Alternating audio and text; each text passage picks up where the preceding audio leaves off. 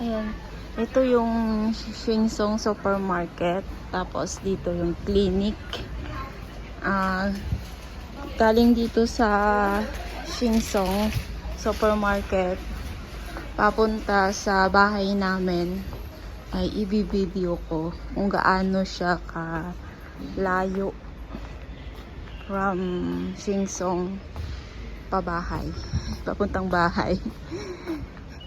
Bali, ito yung nilalakad ko araw-araw sa 10 years.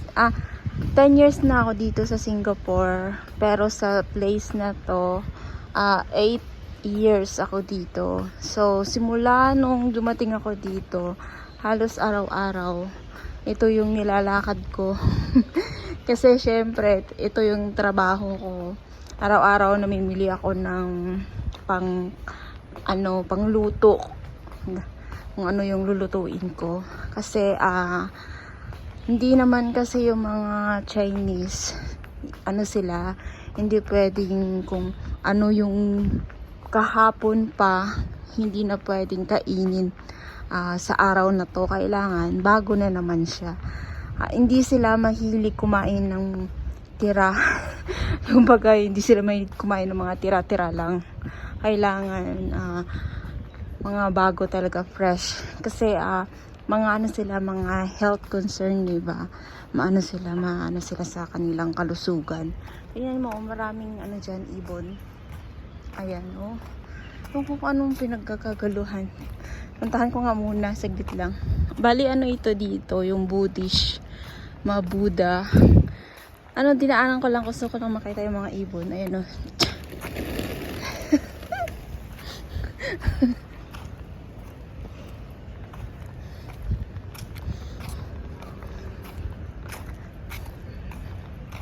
Ayan lang.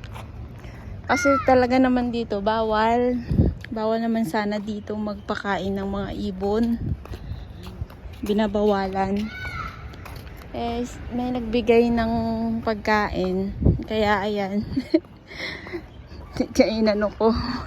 Bali dito, sa tawiran na to, kasi daan na to Ito, may daanan dito ng mga sasakyan. Pero mga private lang. Private na daanan. Private lang dito. Kasi papunta doon, medyo may bus na dyan dumadaan. Pero dito, private lang dito. Pwede akong dumaan dito, sa way na yan, pwede. Pero pwede rin ako dumaan dito. Dito ako muna dadaan. Kasi, gusto ko lang ipakita yung mga tanim dito. Kasi dito sa Singapore, may mga tanim-tanim din dito na mga halaman. Mahilig din kasi yung mga Singaporean magtanim-tanim. Kaso ang problema lang dito, wala masyadong space. Pero kung may mga bakanti talaga, ay ito, ginagawan din nila ng paraan para makatanim sila. Ayan, mayroon ding papaya. Ayan, papaya. Ayan, oh. Dilaw na papaya. Mayroon ding green. Kakaiba siya, diba?